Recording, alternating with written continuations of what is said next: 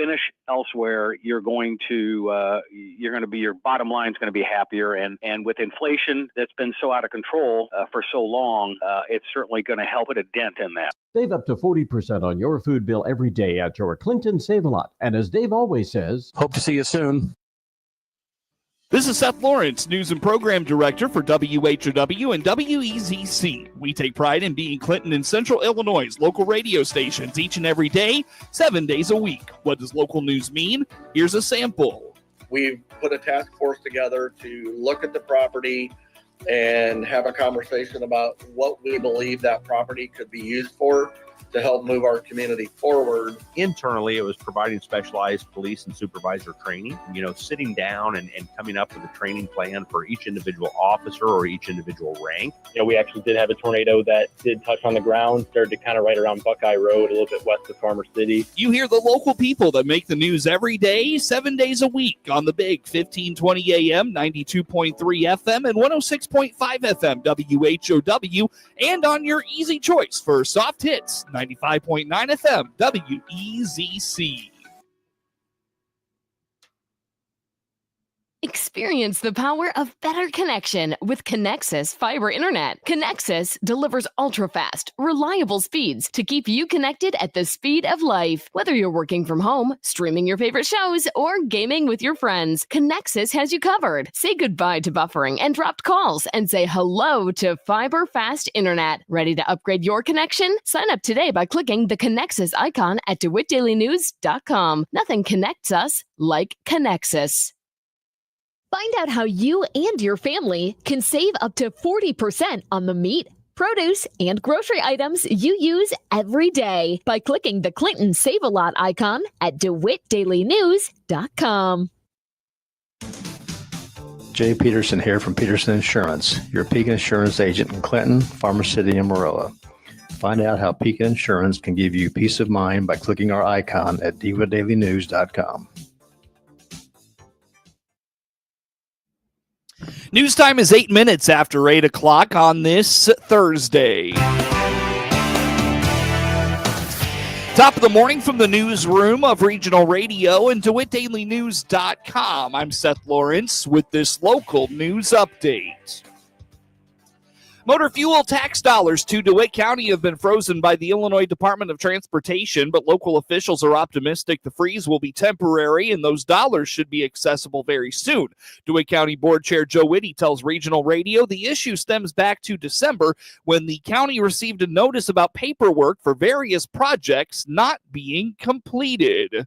So we did receive a letter from the Illinois Department of Transportation back in December regarding, some incomplete project documentation for, federally funded project.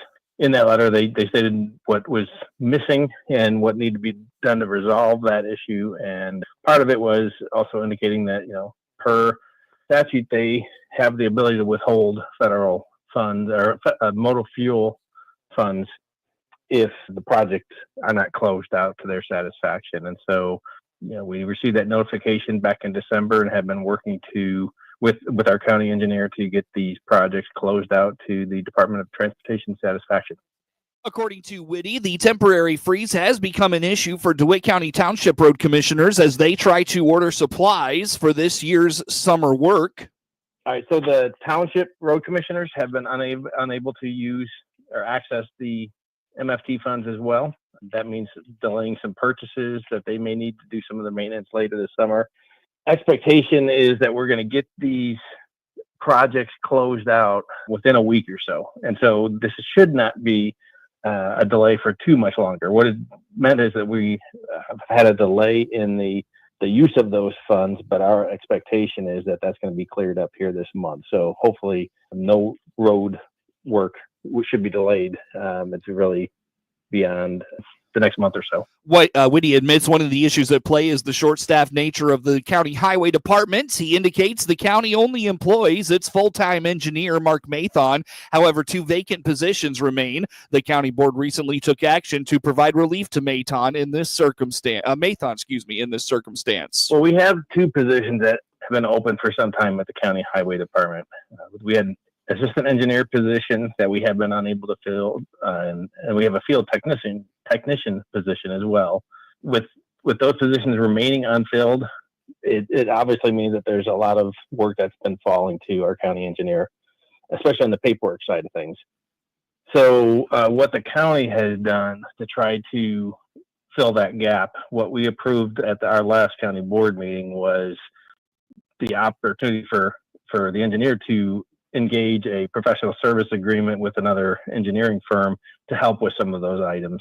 We approved WHKS and Company. We have a professional services agreement and a task order approved so that as needed, the county engineer can engage their help to assist where permanent position might otherwise be able to help that, but we haven't been able to fill those. So this is to get some help in just to get us back ahead of the paperwork, get these issues closed out, and get that MFT unfrozen.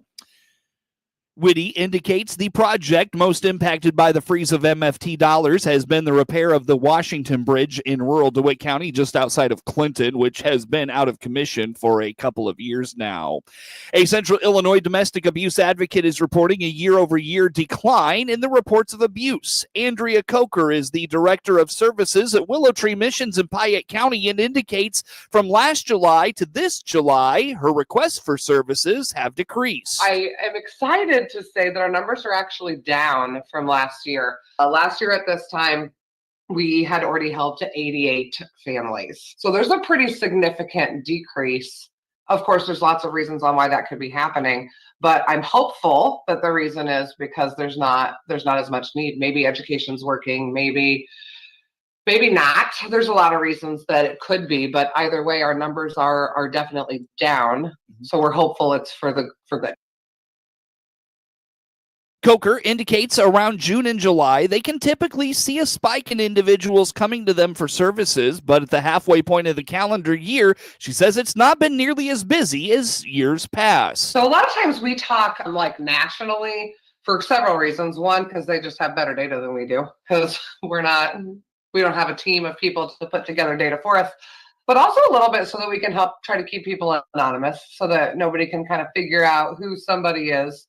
A lot of people will ask me for like examples of like, can you just tell me a story about what somebody's life might look like? And I really can't do that because I don't know who you know and what piece I'll say that kind of sets you off to know that person's situation and that they're getting help. And you may be really good friends with the other half and not even know that there's something going on. People ask me all the time, not because they want to know, like they don't necessarily want to know people's business. It's more, we're supported by the community financially. And so people kind of want to know what are the things we're seeing, what kind of needs are there out there. There's a general curiosity, especially whenever people are generously donating to us to keeping our doors open. So I can really understand the generosity or the expectation or the kind of need. And usually it's not maliciously at all. They're just curious and like, oh my gosh, kind of can't believe that's going on. Things like that. Yeah. Sure. All of that said, we're kind of halfway through, or we are exactly halfway through the year. I'm finishing up kind of the 6-month data points. And now that I've been here with Willow Tree for a full calendar year, a little more than 2 calendar years, but I kind of have like my own data of the way I keep it. So I have like some cool number stuff going on. So far in 2025, we at Willow Tree have helped 63 families, services from domestic violence. It's a lot. It's a lot of families. It's a lot of people. We keep hoping that people aren't going to need us. Coker is optimistic the education they've been doing is starting to work. She's hopeful that awareness of the issue of domestic abuse is becoming more prominent. Yeah, so I'm naively going to allow myself to believe a little bit that some of our education pieces are working. So one big one is people are just calling in and asking, hey, I think I might be getting involved with somebody, or there's some red flags in my new relationship. What are your thoughts?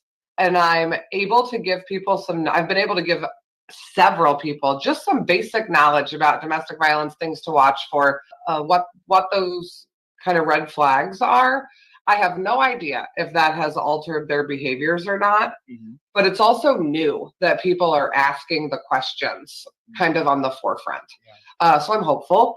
We do a pretty large social media campaign, just providing information to the masses, things like that. I also know just people coming into our resale shop. So our resale shop shopping, number of people shopping is on the increase. And there's just general information available in our stores all the time that I'm hopeful people are getting their hands on as well. The reality is some of it could be that financially our country and our communities are in really tough spots. So I think it's possible people aren't reaching out for help because they don't know what that would look like to not have their partner's income. And that people are stretched thin. So the thought of making another decision or another change right now is a little overwhelming and a little too much to handle. Get more information on all things Willow Tree Missions at willowtreemissions.org and follow them on Facebook. Summertime road work repairs are underway in Lincoln, and one project is located in a historic part of the community, adding a layer of complication. Lincoln Mayor Tracy Welch explains one major project will take place on Tremont Street between Union and Logan. He says the project cost will be between $1 and $2 million, and the presence of historical homes is adding a layer of complexity. I mean, we got everything going on. I mean, we do roads, curbs, gutters, all of that every year. We carve out a little bit of money. Our biggest project really is Tremont Street, and that's a $1 to $2 million project that will take care of a heavily traveled road in our community. It just happens to have some historically significant houses on there.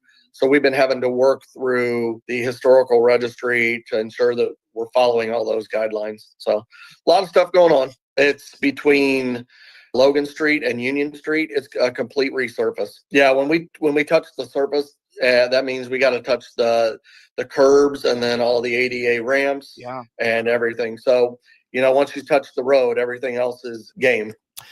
There's a nostalgia for some Lincolnites over the brick road still present in parts of the community. While the construction will take place in a historical part of town, the mayor does not believe there are brick underneath the roads around it. I don't believe that there's brick on that particular road, at least exposed. I mean, it's in one of the older areas, and some of those adjacent streets do have brick, but I believe it's all a concrete surfaced road at this time, or pavement, I'm sorry. Well, we're funding it out of our money because the historical piece that's tied to it has really tied our hands with our Rebuild Illinois motor fuel tax money. So, yeah, I mean, we've had to make some adjustments. So we went ahead and we have used that money on other projects, and then we're going to use some of our money on the Tremont Street. It's basically just using a different funding. The city of Lincoln is continuing to pursue improvements at 5th Street Road on the west side of town, a project that has gone excruciatingly slow. News time is 18 minutes after 8 o'clock on this Thursday. Time now for a look at this morning's obituaries. 46-year-old Daniel Lee Church of Maroa passed away June 30th at his family residence in Maroa. Graveside services for 46-year-old Daniel Lee Church will be at 3 p.m. Monday, July 7th at Maroa Cemetery in Maroa. Calvert Funeral Home of Maroa is in charge of arrangements. Memorials can be directed to the Daniel Lee Church Memorial Fund. 87-year-old Marjorie Jane Gregory of Clinton passed away June 30th at her family residence in Clinton. Services for 87-year-old Marjorie Jane Gregory will be at 2 p.m. Sunday at the July 13th at Wapella Christian Church in Wapella, with Josh Gorey officiating. A private burial will follow at Memorial Park Cemetery in Clinton. The visitation will be from 1 to 2 p.m. Sunday, July 13th at the church. The family has entrusted Calvert Funeral Home of Clinton with arrangements. Memorials can be directed to the Wapella Christian Church. 27-year-old Nicholas Paul Ludwig of Clinton passed away June 29th at his residence in Clinton. A celebration of life for 27-year-old Nicholas Paul Ludwig will be at noon Wednesday, July 9th at Calvert Funeral Home in Clinton, with Pastor Dan Michael officiating. The visitation will be from 10 to noon Wednesday at the funeral home. Memorials can be directed to the Nicholas Ludwig Memorial Fund in care of Bailey Ludwig. 29-year-old Shay Stevenson Smith of St. Louis passed away June 25th at her residence in St. Louis. Calvert Funeral Home of Clinton is in charge of arrangements. 52-year-old David Jett of Clinton passed away June 29th at Carl Foundation Hospital in Urbana. Arrangements for 52-year-old David Jett are incomplete with Calvert Funeral Home of Clinton. Get news anytime from your computer or mobile device at DeWittDailyNews.com. When I'm talking to other farm families,